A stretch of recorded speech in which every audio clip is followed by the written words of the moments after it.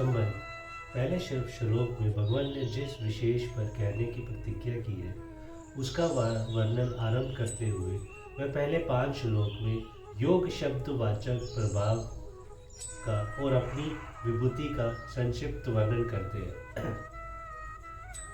न मे विदु सुरकना प्रभव न मह श्रेय अहमा दीहिर देवाना मह शिरना च स्वर्श।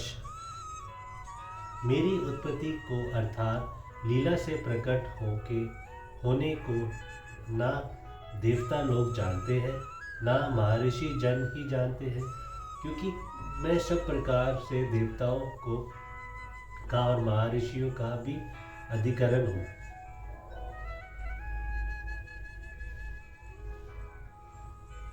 ये प्रभवम पद क्या अर्थ है उसे समस्त देव मुदाय और महर्षि जन भी नहीं जानते, इस कथन का क्या अभिप्राय है।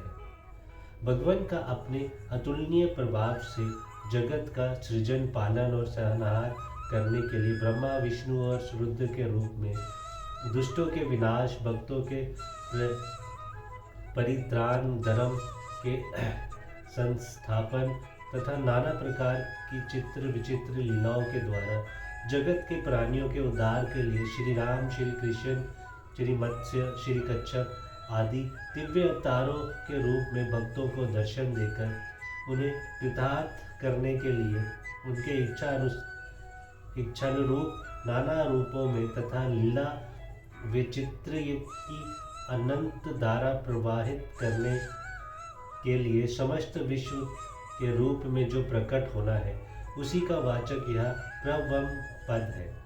उसे देव समुदाय और महर्षि लोग नहीं जानते। इस कथन से भगवान ये बात दिखलाता है कि मैं किस किस समय किन किन रूपों में किन किन हेतुओं से किस प्रकार प्रकट होता हूँ। इसके रहस्य को साधारण मनुष्य की तो बात ही क्या है, अंतर्तीय विश्व को समझने में समर्थ देवता और महर्षि लोग भी यथार्थ रूप से नहीं जानते।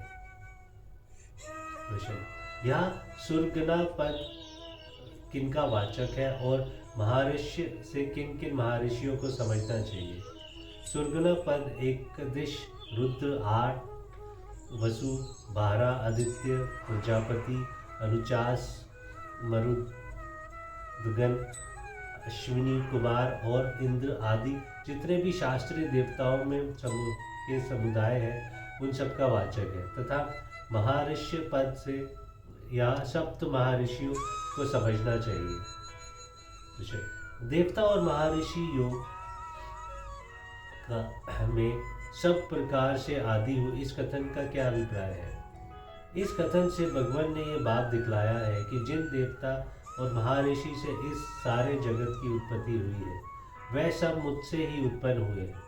उनका निमित्त और उपादान करने कारण मैं ही हूँ, और उनमें जो विद्या बुद्धि शक्ति तेज आदि प्रभाव है वह सब भी उन्हें मुझसे ही मिलता है। जय श्री कृष्ण जी की जय। भगवान।